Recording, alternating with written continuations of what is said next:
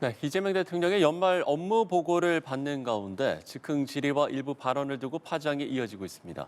한편 통일교 정치권 금품 로비 의혹을 둘러싼 여야의 공방도 격화되는 모습인데요. 네, 이를 포함한 정치권 이슈들 유용화 한국외대 초빙 교수 김철현 전 국회 정책연구위원과 함께 짚어보겠습니다. 두 분 어서 오십시오. 네, 안녕하세요. 예.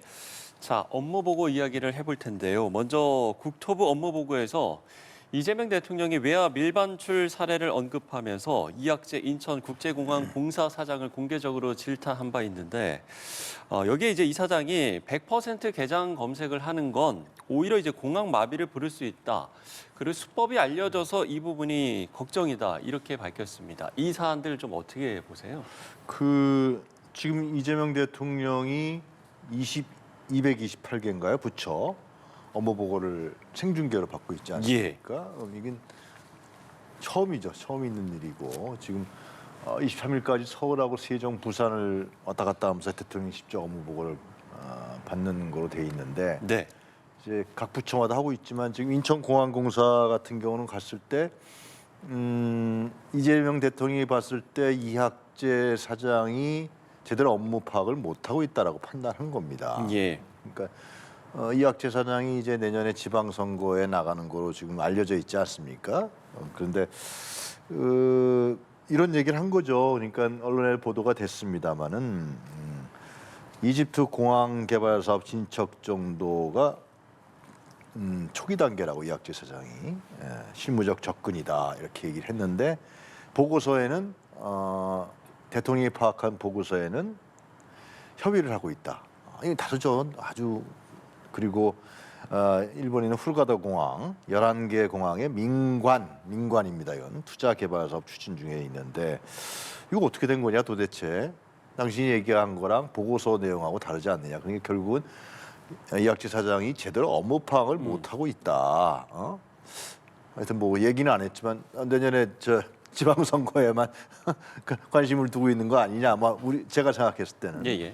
그러니까 지금 이제 그런 얘기입니다. 지금 이재명 정부에서 윤석열 정부에서 임명된 그 산하단체 이사장이나 그 기관장들이 많지 않습니까? 그런데 이전과 달리 지금 이재명 정부에서는 나가라 뭐 이런 얘기를 전혀 안 합니다. 임기까지 채우고 가라는 거거든요. 한 사람도 건드리지 않는 걸로 알고 있습니다. 그러니까 이재명 대통령 입장에 봤을 때 그런 거 임기 다 보장해 줄 테니까 임기 동안에는 열심히 해라 정말. 그냥 뭐 또 대충 하려고 그러지 말고 그러면서 꼼꼼히 물어본 거죠. 예. 꼼꼼히 물어보니까 이학재 사장이 나중에 이것을 자꾸만 정치적으로 해석을 해서 얘기를 하는데 실제로 김의겸 전 민주당 의원, 김의겸 의원 같은 경우 새방금 개발청장에 가 있는데 아주 제가 영상을 봤는데 호되게 질타를 하더라고요. 아니 어떻게 된 거냐고 도대체 새방금 30년째 살인고문 하는 거 아니냐. 동일하게 간다는 겁니다. 그래서 예. 국무위원 때 장관들한테도 그렇게 했었고 동일하게 하는 건데 자꾸만 정치적 해석을 하면서 이렇게 논란을 불러일으키고 있다 이런 얘기 같아요. 근데 하여튼 제 생각엔 그래요. 그러니까 이재명 대통령이 당신들 임기 동안에 어느 정부에서 임기됐건 상관없으니까 임기 동안에는 분명하고 확실하고 디테일하게 해서 업무 파악을 하고 추진을 해라. 뭐 그런 하나의 일환이 아니었나 저는 그런 생각이 듭니다. 예. 네. 그러니까 정치가 아닌 정책 사안들을 물어보는 그런 자리였다라고 좀 이야기를 해주시는 것 같아요. 그래서 뭐 저는 뭐 대통령 말 한마디 한마디 어떤 대통령 말의 무게를 좀 얘기를 할 수 있다고 보이거든요. 예. 대통령께서 아마 책갈피에 100달러를 이렇게 숨겨서 나가는 그런 외환 밀반출에 대한 문제를 얘기를 하셨으니까 아마 대통령이 또 연루된 뭐 쌍방울, 대북 송금이 이런 식으로 이루어졌다는 거거든요. 그렇기 때문에 그런 부분들이 저는 예방 효과는 있다고 봐요. 하지만 또 다른 부작용이 생길 수 있는 게 당장 내일부터 아마 인천공항에 해외 출국하시려는 모든 분들이 아마 책을 들고만 있기만 하면 다 이제 100% 검색한다고 하는 그런 부작용이 생길 거거든요. 왜냐하면 아마 대통령께서 이제 책에 대해서 책 속에 아마 돈을 숨겨서 나가는 그런 부분들 얘기하셨기 때문에 지금 현재 어떤 검색 시스템에서는 파악이 안 되고 그렇다면 결국 하나하나가 다 이제 검색을 할 거기 때문에 아마 이학재 사장이 얘기한 것처럼 아마 우리 출국자에 아마 난리통이 날 가능성이 굉장히 크거든요. 그렇기 때문에 저는 아마 대통령이 그런 부분에 대해서 얘기를 하게 되면 그만큼 어떤 부작용이 생길 수 있는 부분들도 조금 감안을 하는 게 좋겠다. 특히 생중계로 이루어지는 업무 보고이기 때문에 그런 예, 말씀 예. 좀 드리고 저는 이학재 사장에 대해서도 너무 모멸감을 일으키는 그런 단어를 많이 쓰셨거든요.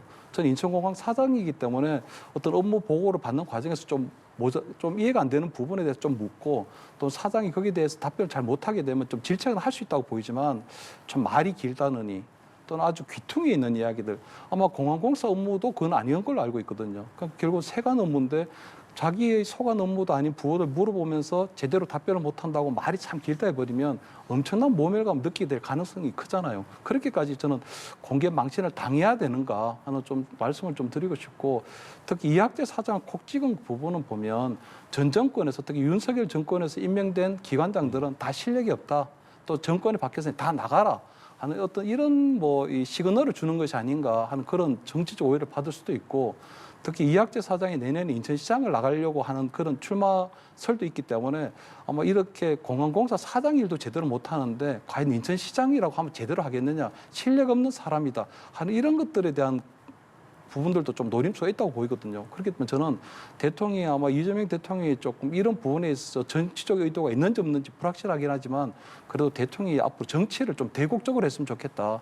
그러한 것들은 너무 좀 많이 보이는 그런 정치적 의도가 있는 걸로 보일 수 있거든요. 그렇기 때문에 저는 아마 앞으로도 어떤 업무 보고를 계속 받게 될 텐데 좀 잔잔한 이슈들보다는 잔잔한 이슈보다는 좀 큰 이슈를 가지고 대통령께서 좀 질의하고 어떤 업무 보고를 준비하도록 하는 것이 조금 낫지 않겠나 하는 그런 말씀을 좀 드립니다. 네, 저희가 연말 업무 보고 이야기를 좀 한다라고 하면 교육부 이야기도 안 할 수가 없는데 여기서는 이제 이재명 대통령이 박지양 동북아 역사재단 이사장에게 환단고기 논쟁에 대한 언급을 했는데 이게 또 논란이 됐습니다. 물론 대통령실의 공식적인 입장도 저희가 차후에 지금 어떤 입장을 냈는지를 좀 영상을 들어볼 예정이긴 합니다만 일단 야권에서 굉장히 연이어서 비판이 나오기도 했거든요. 이런 야권의 비판은 좀 어떻게 보셨는지요? 아니, 그러니까 이재명 대통령의 지금까지 국무회의 과정이라 다 생중계하지 않았습니까? 네. 이번에도 마찬가지로 그 자신이 대통령으로 있으면서의 관할하에 있는 산하단체라든가 부처라든가 거기에서의 맡고 있는 공공기관장에 대해서 어떻게 하는지를 볼 필요가 있는 거죠. 이학재 사장이 이제 한 몇 개월 안 남았잖아요, 임기가요.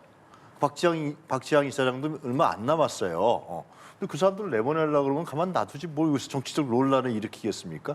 아까 얘기한 것처럼 장관들도 국무회의 과정에서 보면은 제대로 업무 파악 못하면은 법무부 장관이든 행안부 장관이든 누구든 간에 질타를 다 받았습니다. 아주 그런 걸 봤을 때는 그 이학재 사장이나 뭐 동북아 역사재단 박지양 이사장을 내보내고 싶은 거 정말. 그럼 진작 얘기했지. 지금 몇 개월 안 남은 사람들한테 뭐하러 얘기를 하겠습니까? 이게 동북아 지금 박지양 이사장이죠. 예. 네. 이 환단곡이 나온 문제, 동북아 역사재단은요. 노무현 정부 때 2006년으로 제가 기억하는데 그때 그 중국과 일본의 역사 왜곡에 관련해서 설립된 단체입니다. 근데 잘 알려진 사실이지만 박지양 이사장이 이제 뉴라이트 논란이 있으면서 이 이사장이 취임한 분 아닙니까? 근데 감사원 감사에서 나왔는데 이제 동북의 그 동북 공정 조작 논란 이게 있어갖고 감사원에서 지적을 했었고요. 그리고 실제로 그 고대사 지도를 거기서 만들었는데 고대사에서 독도가 일본 영토에 들어가 있다.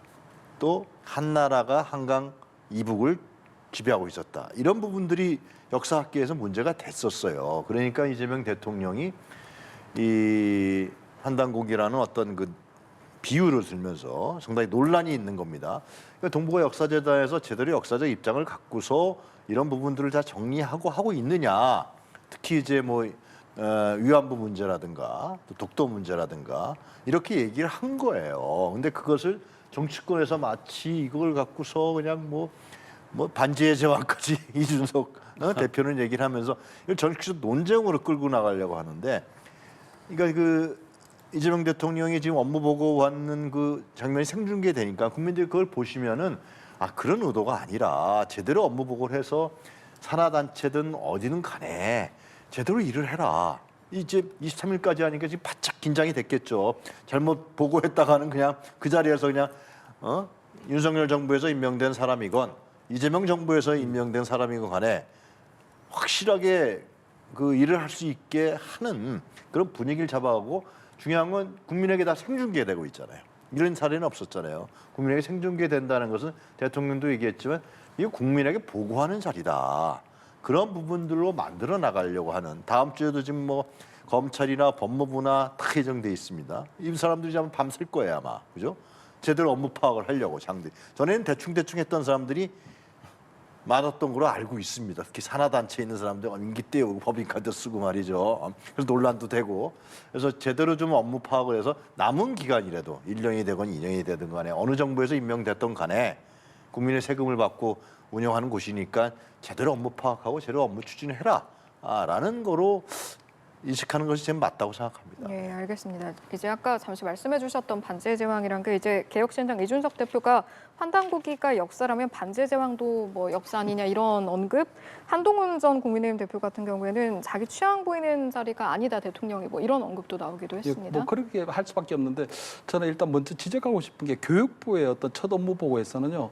저는 이번에 지난달 치러진 수능 문제 다룰 줄 알았거든요. 예. 워낙 불수능이었고 핵수능이어가지고 몇 개 그 수학 문제 같은 경우에는 카이스트 교수들도 풀지를 못한다는 거거든요. 그리고 오늘 보니까 미국의 CNN에서 한국의 수능이 너무 어렵다고 미국인들도 그 문제를 못 푼다는 거거든요. 그렇다면 그러한 핵수능, 불수능 결국은 사교육부의 근원 문제가 되기 때문에 저는 대통령이 왜 이렇게 수능을 어렵게 내느냐. 그렇기 때문에 사교육비를 우리가 줄일 수가 없지 않나 이런 문제를 먼저 지적할 줄 알았는데 그런 문제들보다는 굉장히 작은 문제.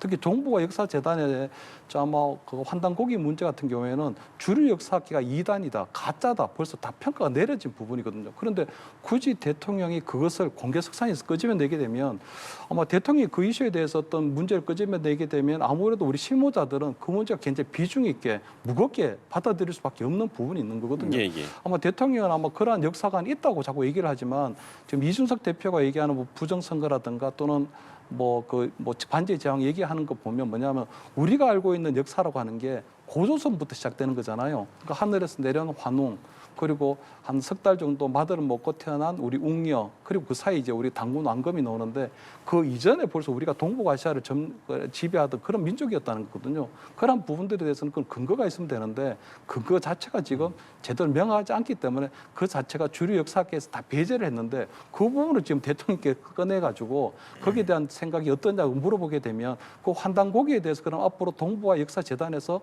이 문제를 좀 집중적으로 다루라는 것인지 아니면 어떠한 것인지 굉장히 헷갈리게 되는 그런 상황이잖아요. 그렇기 때문에 저는 대통령의 어떤 메시지나 이런 것들은 좀 분명해야 된다고 보이거든요. 그 이후에 청와대 대통령실의 대변인실에서 추가적으로 설명할 필요가 없을 정도로. 근데 대통령의 화법이 보니까 지난 대선 기간 중에도 보면 커피 원가 120원 얘기가 나오고 커피 원가 120원인데 이거를 뭐 몇천 원 받는다. 그래서 엄청난 폭리를 취하는 것처럼 그렇게 이해가 됐는데 그때도 보면 이재명 대통령이 뭐냐면 또 그것이 취지하고 맥락을 잘 이해하지 못하고 있다고 얘기를 했거든요. 그래서 저는 아마 대통령이 앞으로 쓰는 메시지는 조금 분명해야 된다. 예. 좀 정제되고 좀 정교하게 나오는 것이 낫겠다 하는 그런 말씀을 좀 드립니다. 예.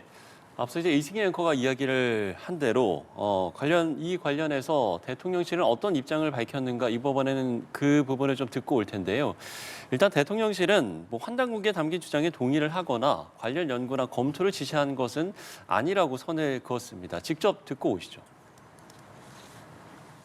대통령께서 말씀하신 결론 부분을 보면 역사를 어떤 시각과 입장에서 볼 것인지가 중요하고 그런 가운데 이제 근본적인 입장차가 발생을 한다라는 게 이제 대통령의 말씀의 결론이었습니다. 역사와 관련해서 이런 문제 의식들을 그대로 있는 그대로 연구하고 분명한 역사관 아래에서 국가의 역사관을 수립해야 하는 책임이 있는 사람들은 그 역할을 다 해주면 좋겠다라는 취지의 질문이었다라고 봐주시면 좋을 것 같습니다. 네, 이렇게 대통령실의 관련 브리핑을 듣고 오셨는데요. 그러니까 분명한 역사관 아래에서 역할을 해달라는 이런 이제 취지였다. 이렇게 이제 대통령실에서 밝혔습니다. 이 논란과 관련해서 좀 짧게 첨언을 해주신다면요. 그러니까 제가 좀 전에 말씀드렸으면 동북아역사재단에서 이 동북 공정 조정 논란 거기에 25만 불의 예산을 투여했기 때문에 감사원 지적 사항이 있었어요. 그걸 대통령이 예. 모르겠습니까? 또 고대사 지도에도 실제로 그 일본 독도가 일본 영토다. 또 한강 이북이 한 나라가 지배했다. 이렇기 때문에 그런 비유를 든 거죠.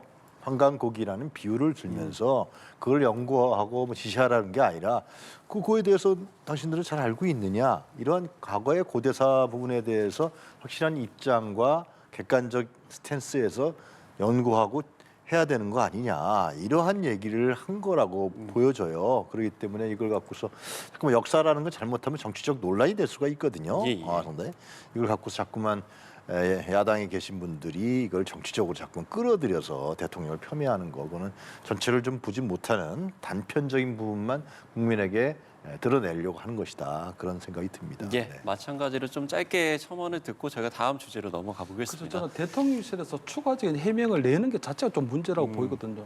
아마 대변인이 얘기하는 것은 꿈보다 희망이라고 보이는데 대통령께서 분명히 환빠 논쟁을 얘기하셨거든요. 그리고 어떤 환단고기에 대해서 얘기를 했기 때문에 이 문제가 벌어지는 부분인데 환단고기 자체는 우리가 주류 역사학계에서 받아들여지지 않고 있는 부분이기 때문에 대통령께서 이 문제를 언급했기 때문에 문제가 벌어진 건데 결국 대변인이 나와서 취지나 맥락이 또 그것이 아니었다고 지금 별도의 해명을 내는 것 자체가 잘못됐다. 그렇기 때문에 앞으로 대통령이 아마 업무 보고를 받을 때 앞으로 이제 추가적으로 업무 보고를 받으실 텐데 그때 좀 더 정교하고 좀 더 분명하게 분명한 메시지를 메시지 좀 내라. 내는 게 네. 낫다. 그 다음에 자꾸 저렇게 아마 추가적인 해명 자체가 나오는 것들은 대통령 말의 무게가 또 완전히 달라지기 때문에 저는 그런 것들은 바람직하지 않다 하는 이런 말씀을 좀 드립니다. 알겠습니다. 주제를 좀 바꿔보겠습니다. 여야가 통일교 의혹을 두고 정면 충돌하는 모습을 보이고 있는데 보면 국민의힘에서는 특검법 발의까지 예고를 좀 했고 민주당에서는 경찰 수사가 시작된 만큼 야당이 요구하는 이제 특검까지는 필요가 없다 뭐 이런 모습인데 다만 2차 종합특검은 추진하는 방향은 맞는데 앞으로 좀 조율이 필요하다 이런 입장을 밝히기도 했습니다. 일련의 상황들 좀 어떻게 평가하십니까? 아니 통일교는 특검을 지금 다루고 있잖아요.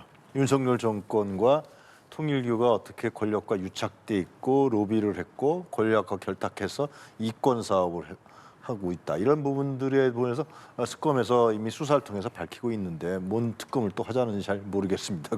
뭐 2차 특검을 하자는 건지 종합 특검을 하자는 건지. 그리고 윤영호 본부장이라는 사람 이 사람 상당히 말이 오락가락하잖아요. 그죠? 처음에는 자기가 무슨 뭐죠 정동용 장관 또 전재수 장관 나경원 의원까지 그리고 다른 여야 의원들까지 했다가 지난번 재판에 가서는 어떻게 얘기했습니까? 이거는 자기 말이 좀 오버된 것 같다는 식으로 얘기를 했어요. 그러니까 세간에 회자되는 부분이 그렇게 진술한 적이 없다 이런 얘기를 해요. 그러니까 지금 얘기는 특검에서도 그 조사 과정에서 나왔지만은 이 윤영호라는 사람 한 사람의 진술이잖아요, 진술. 진술인데 전재수 전 장관도 바로 그 반박을 했어요. 그러니까 그 통일교 그 교단이가 어디 간 날, 바로 그날 부산에 있는 성당에 가서 미사를 동일한 날, 동일한 시간에라는 사진을 보였잖아요. 그러니까 지금 실제로 윤영호라는 사람의 진술이 이게 해명이 적합성이 없는 거고 객관적이지 않다라는 게 드러나는 겁니다. 정동용 장관도 얘기를 했잖아요. 아니, 친구들하고 어디 갔다가 10분 동안 잠깐 만났는데 뭘 어떻게 되느냐. 그러니까 정동용 장관은 쏙 빼버려 또. 그러니까 이거는 뭐냐면 이재명 대통령이 국무회의에서 두 차례나 걸쳐서 통일교를 얘기한 건 아니지만은 이 위헌적 성격이 있는 종교단체는 해산해야 되는 거야 아니냐고 법제처장한테 물어봅니다. 그러니까 통일교가 우리 해산당하면 안 되니까 이러한 술수를 핀 것이 아니냐. 근데 대통령이 워낙 입장이 강고하니까 통일교는 지금까지 모든 전 세계에 그리고 10년 이상 동안 이 로비와 불법 관계에 아주 익숙한 단체로 알려져 있습니다. 알려져 있어요. 특히 그 일본 같은 경우는 더 그랬잖아요. 그렇기 때문에 통일교가 반격을 가하는 거고 그걸 물타기 하는 것이고 이런 부분들이 계속 드러나는 것이 아니냐. 전재수 전 장관에 대해서 명확한 게 없어요. 실제로요. 구체적으로. 뇌물죄가 성립되려면 명확한 게 있어야 될 거 아닙니까? 그걸 진술하지도 않고 그때 진술한 게 내가 뭐 다 그건 아닌 것 같다라고 또 꼬리를 내린단 말이죠. 진술에 입각해서 정치인들을 뇌물죄로 기소할 수는 없는 거 아니겠습니까? 물론 이제 경찰에서 조사와 수사를 하고 있지만 지금까지 나온 정황으로 봤을 때는 윤영호 본부장의 얘기가 상당히 오락가락하고 명확하지가 않다. 않을까라는 생각이 듭니다. 네. 특검에 대한 여야의 의견차 어때 보이십니까? 그래서 저는 일단 특수본에서 수사가 시작됐거든요. 그렇기 때문에 그 사항이 조금 빨리 진행이 될 필요가 있다고 보여요. 예. 왜냐하면 지금 지난 8월달에 우리 민주당 쪽에 현직 장관하고 그다음에 우리 정치인들에게 금품하고 명품 시계를 줬다는 그 진술을 지금 번복하고 부인하고 있는 상황이거든요. 그렇기 때문에 저는 아마 그 부분이 워낙 윤영호 씨가 지금 진술을 했던 부분들을 지금 번복하고 있는 상황이기 때문에 지금 빨리 저는 특수본에서 강압 수사를 좀 시작돼야 된다. 근데 저는 그러한 부분에 있어서 좀 영향을 미친 게 보면 예. 대통령이 통일교를 겨냥한 어떤 종교재단의 해산 가능성에 대해서 얘기를 했거든요. 그렇기 때문에 사실 통일교가 해산하게 될 경우에 만약 그런 상황에 이르게 되면 저는 한학조 총재가 가장 조금 난감하고 곤란한 상황으로 보이거든요.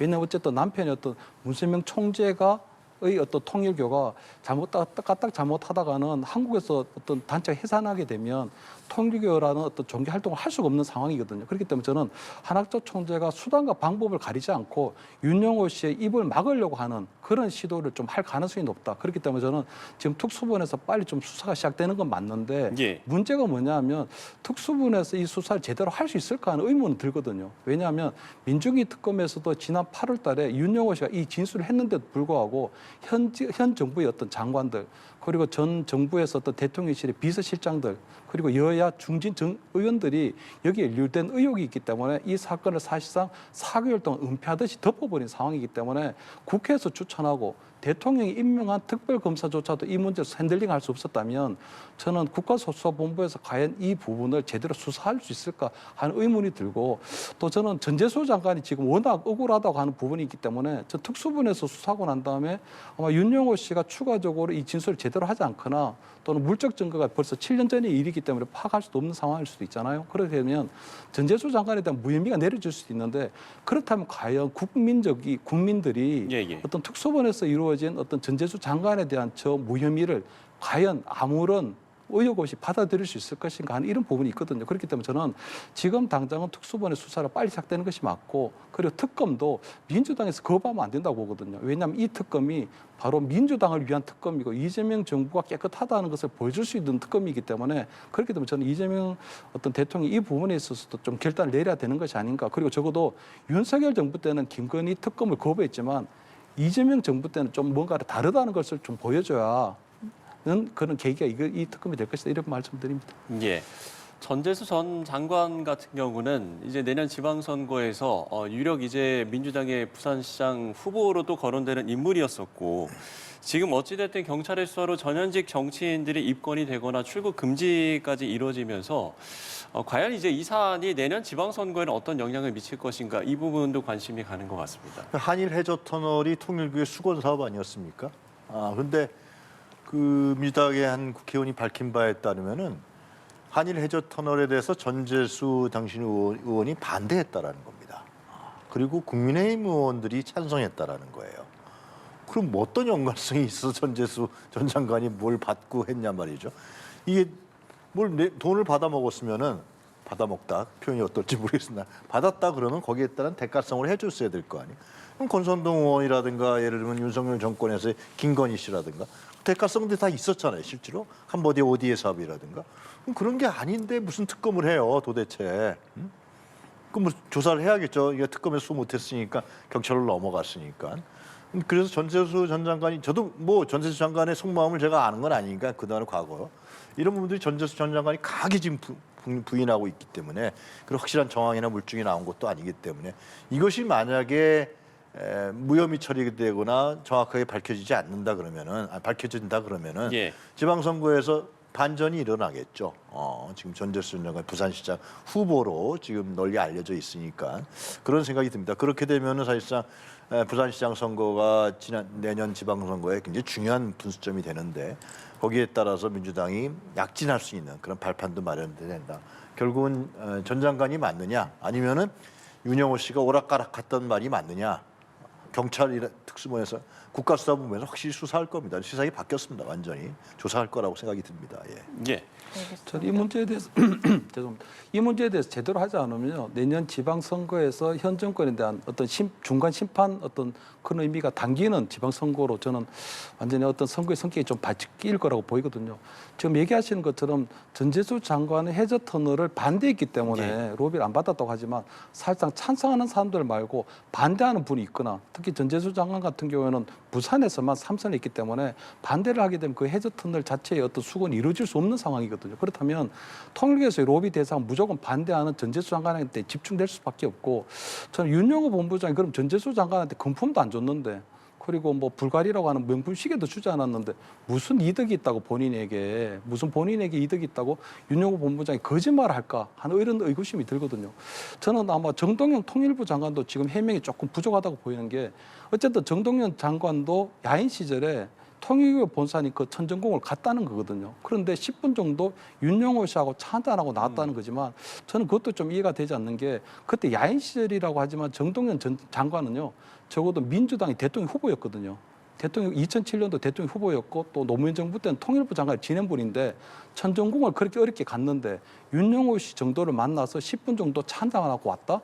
과연 이게 해명이 충분한가요? 그렇기 때문에 저는 윤영호 본부장이 얘기한 것처럼 적어도 정동영 장관이 그 천정궁을 방문했을 때 한학조 총재까지는 면담할 가능성은 있지 않을까? 이런 것들은 어느 정도 합리적인 그런 추론이라고 저는 보이거든요. 그렇기 때문에 저는 내년 지방선거에서 이 통일교 이 문제, 이 통일교 게이트라고 하는 이 문제를 제대로 해명을 못한다. 특히 민주당 인사들이 연루가 됐는데도 불구하고 지난 민중기 특검에서는 국민의힘만 마치 부정한 집단인 것처럼 했는데 민주당에서는 제대로 된 어떤 수사라든가 압수수색이라든가 어떤 조사가 이루어지지 않는다. 이렇게 되면 저는 내년 지방선거가 굉장히 중요한 변수로 클 가능성이 좀 커 보인다. 이런 말씀을 드립니다. 알겠습니다. 이제 마지막 질문이 될 것 같은데요. 이런 여러 가지 정치적 이슈 속에서도 3박 4일간의 필리버스터가 이어졌고 또 이제 종료가 됐습니다만 또 민주당에서 쟁점 법안을 이제 주요 쟁점 법안들 처리하겠다라고 한 게 있고 국민의힘에서는 또 필리버스터로 대응하겠다라는 계획이다 보니 이제 정말 연말인데 강대강대치가 좀 언제까지 이어질까 이런 생각은 듭니다. 두 분의 의견은 어떠실까요? 먼저. 국민의힘이 왜 필리버스터를 하는지 도대체 모르겠어요. 국민적 관심도 없고 고생만 하시는 것 같고 그거라도 하자 뭐 그런 것 같고 국회에서 표결에 입각해서 하는 것이고 그래서 필리버스터 그 피곤한데 그렇게 하실 이유가 있느냐 제가 좀 시니컬하게 되묻고 싶고 근데 나경원 의원 같은 경우는 완전히 국회에서 국회를 완전히 교란시키고 국회를 무력화시키려고 하는 필리버스터까지 하면서 마이크 논쟁까지 있지 않았습니까? 우원식 의장에게. 그래서 그런 생각이 들어서 빨리 국회를 정상화 합리화시키는데 국민의힘도 협조를 해야 된다라는 생각이 들고요.